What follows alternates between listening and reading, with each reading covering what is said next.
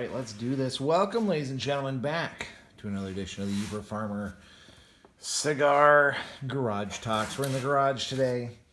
The weather's kind of nasty outside. We got cold and wet, no real rain, like on and off rain showers, but everything's wet and a lot of wind. So we're in the garage enjoying our delicious cigar tonight. Tonight we're having the Grand, let's get that in focus. The Grand Habanero,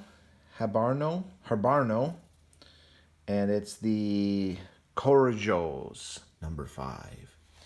Pretty nice cigar, smaller cigar, by choice actually tonight. Taking a little easy tonight with my smoking. For the drink, from the Middle Coast, Easy Paddle. It is a Kolsch style ale with a ginger beer flavor. We'll see how this one tastes. It's like a ginger ale. Hopefully it's not too hoppy. I'm not about the hops tonight, but we'll see. Nice light beer. Yeah, an okay head actually on it. There you go. Light beer, pretty good head. Oh, that's bizarre. Woo! Yep, that's like a ginger ale mixed with some hops. That's going to be an interesting drink tonight. So tonight, what are we talking about? Tonight we're going to talk a little bit about gardening. Now, not too much.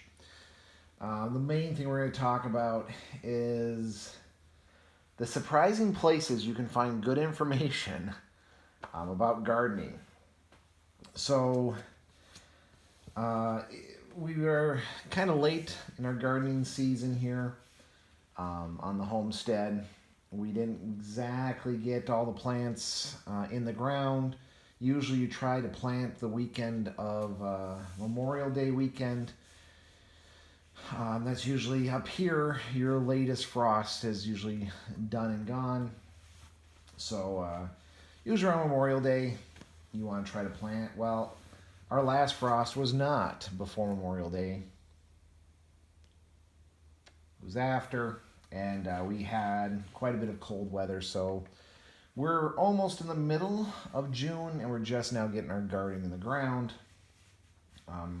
Not holding up high hopes for getting a high yield out of this garden. We're more doing it for pleasure of having a garden and experience. And even a bad experience offers a good learning opportunity. Some words to live by there. So we decided to put it in anyway. Pretty sure half the stuff there will not be ready to harvest until after the frost has killed it off.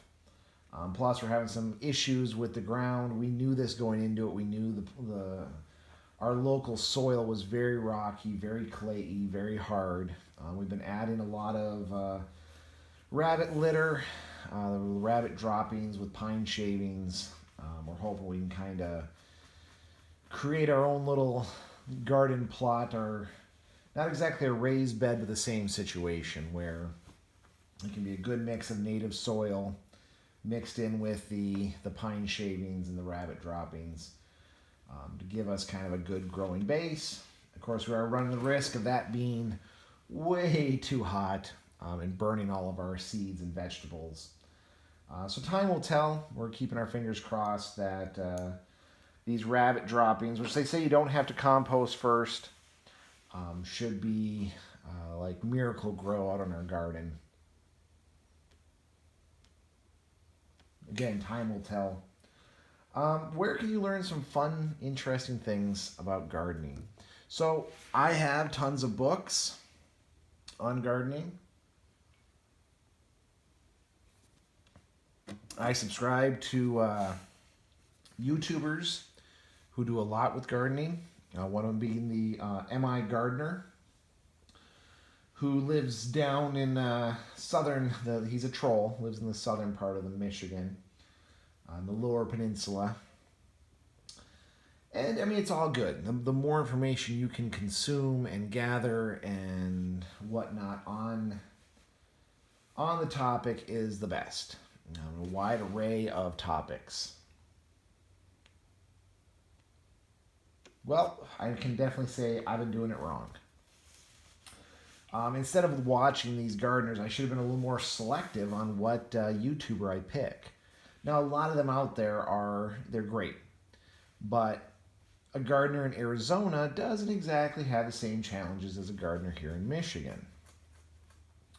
So what happened? Well, I prescribe or subscribe to a lot of prepper channels. A lot of them do situational awareness. They do how-to videos, stuff like that. Well, I was on the Canadian Preparedness YouTube channel, and just so happened that he in between his update videos, he has these informational videos, and one just happened to be on gardening. So I clicked on it, and I really wish for this video I could remember the lady's name and her channel. It was the most amazing video on gardening. If I remember, I'll try to put a link up to her video and to that video specifically, her channel in that video, because it was. She is from Saskatchewan, Canada, which, in case you don't know, is further north than of here. So anything that works for her will definitely work for us down here in the UP, because our weather is very similar, if not a little bit more temperate, comparatively, of course, than hers. So there are a multitude of great tips. And I guess it never dawned on me to look for Canadian YouTube gardeners. Usually, though, I just specifically search, gardening channels, and you do get a lot of them from the southern states, where, again, they have growing seasons almost 365 days a year. So I'm listening to this one, and I'm just the ideas she had and the tips she had and the pointers about what to look for in potatoes in more of this northern climates, what to look for in vegetables, stuff about fruit fatigue, stuff about leaf mold, compost. It's just amazing information. Ate it all up. Again, I'll try to really get that video linked, because it was kind of it was a good video for beginners, but it was just as good for those who have been doing gardening for a long time. And I've been doing gardening for quite a while. I don't always prescribe. I always tell people that I don't have a green thumb when it comes to gardening. And a lot of that has to do with me not wanting to put in the effort. I don't find as much enjoyment in gardening. I do enjoy it, but I don't find as much enjoyment as I do in raising animals or brewing or whatever else kind of my specialties. I'm very honest. If we ever did go back to more primitive times, I would probably be bartering most of my skills and services in my homebrew for food than I would be growing my own. But I have to admit, this lady kind of got me reinvigorated. Actually, both me and my homeschool mama wife, the homeschool mama, got really reinvigorated. We both were like, let's do a really big garden. Let's expand our garden. That's how good this video was. The tips about even stuff like to make salsa. We always got the biggest tomatoes we could. So we figured the bigger the tomato, the more juicy salsa we'd have. Found out that's completely wrong. Those beefsteak tomatoes are really more for sandwiches than they are for making salsa. Instead, we should get the smaller, more dense, almost drier tomato, because they're going to have a better flavor. And if you want a wetter salsa, you just add more of your liquid ingredients, which I add a lot of liquid, a lot of vinegar to my salsas. And it made sense. It was kind of a duh moment, especially when they showed some stock footage of the two different tomatoes. Like, yeah, of course. Of course these smaller, more dense tomatoes, these drier tomatoes, are going to have more material for it than they will like the beefsteak, which will make for a good sandwich. But yeah, it was always a pain in the ass for me to work with when trying to make salsas or hot sauces. So like I said, absolutely blown away. We're definitely going to be doing a lot more gardening this summer. We've got some bushes and trees we're going to put in. We were also gifted some ginormous pumpkin seed, the ones that weigh the 300 pounds pumpkins. And we were gifted 100-year-old watermelon, Egyptian watermelon seeds. These seeds were found in a closet somewhere of some guy who had been to Egypt, and they're a variety that had since died off. And the family went ahead and planted them, even though they were 100 years old and they planted them, and they produced these watermelons. And now this family does the heirloom and they save the seeds. My kids kind of got to know the older gentleman, heard the story and whatnot about these seeds that have been sitting in the closet for 100 years and were still viable. They were given some to try out. These 100-year-old Egyptian one. Now, granted, the seeds that we're planting, not 100 years old. They're, probably about 6-8 months old because they're from last year's harvest. Still really cool, though, that the seeds were over 100 years old when they first were put in the ground to start this crop. And I hate to admit it, believe it or not, I am planting zucchini again this year. I know. It's a crop that just won't die, right? The deer won't eat it. Neighbors don't accept it. You can't sell it. And you're going to end up with bushels of it. But we finally found out this same lady talks about making zucchini flour and how it's pretty much a substitution for wheat flour.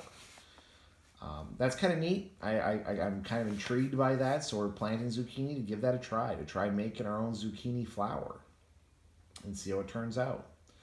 More on that later this summer. But yeah, you just don't know where you're going to find